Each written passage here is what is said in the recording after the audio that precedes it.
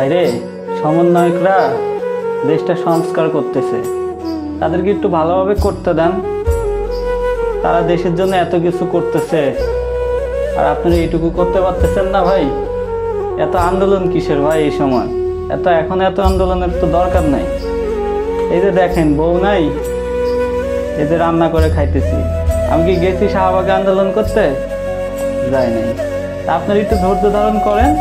হ্যাঁ, একটু ধৈর্য ধারণ করেন, দেশটা একটু শান্তিতে আসুক, তারপর আপনারা যত প্রকারের দাবি আছে এই দাবি নিয়ে মাঠে নাইবেন। হ্যাঁ, আপনাদের সকল দাবি মানা হবে, একটু ধৈর্য ধারণ করেন। হ্যাঁ, ঠিক আছে।